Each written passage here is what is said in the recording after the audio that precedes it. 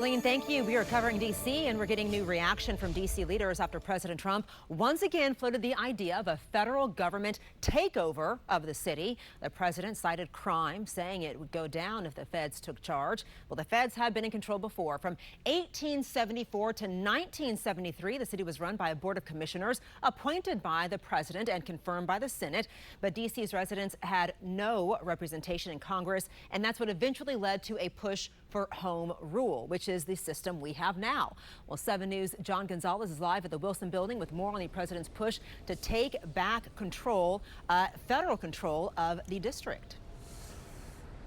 Yeah, Adriana, good morning. And President Trump is not new to this idea. He's mentioned it before, but this week he appears more bold, more blunt about this, saying that he has a team looking at D.C., also looking at New York to take over. He believes that the federal government would do a better job of running this city. So would that mean running the D.C. Council here and the mayor's office as well? Well, 7 News is looking for answers here. The president points at crime being too high, but the city's shadow senator says it's an insult to democracy. D.C.'s limited home rule in place since 1973 gives residents the right to elect a mayor and council, but Congress still has final say on the city's laws and budget, and there's historical precedent here. The federal government, as Adriana mentioned, already fully controlled the city for many years, from 1874 to 73, and many lawmakers agreed it didn't work then. A federal takeover would mean a repeal of D.C.'s Home Rule Act. D.C. Shadow Senator Paul Strauss didn't mince words when I asked him about his thoughts. Obviously, the president isn't doing a great job running the country. We certainly don't want him running the city. But the mayor seems to be unique in having an unusually functional relationship with this administration. We've seen the president able to bend the House of Representatives to his will. We've seen him bend senators to his will. So these are not just empty threats. These are real cautionary tales.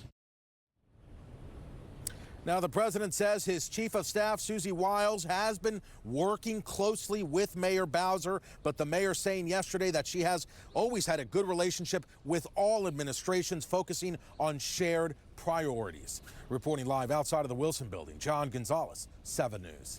And D.C. Council Chairman Phil Mendelson is also responding, calling the president's comments unfortunate, saying in part, quote, if the president truly wants to run the district and the federal government doesn't have a good track record when it comes to running the city, it would require legislation by Congress and establishing a whole new government and transferring roughly $20 billion of responsibilities and programming. Covering D.C., Mayor Muriel Bowser is speaking about President Trump's comments about a possible federal takeover of D.C.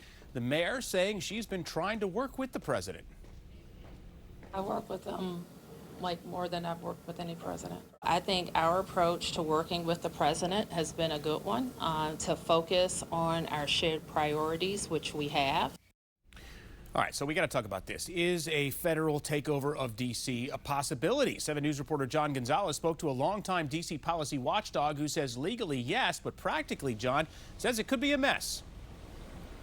Yeah, you know, from the local courts to the D.C. Council, the balance of power here in the District of Columbia is already complicated. Well, once again, President Donald Trump has stated that he is seriously thinking about federal control of the city. And as you can imagine, many here at the Wilson Building, City Hall, have strong opinions. It was during a cabinet meeting on Tuesday when the president said his team could, quote, run D.C. so good, claiming crime would drop and the city would operate flawlessly. But some question whether there's a real plan here or just political theater. The district's local government handles massive demand. The 311 service line, for example, takes 1.8 million calls per year, and that's not including emergencies.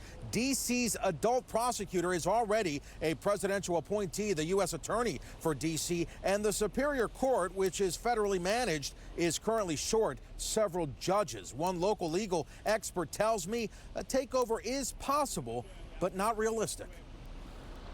We are a city of 700,000 residents. We have a mayor, we have a whole city council, we have a full administrative agency structure that meets the needs of our city's residents.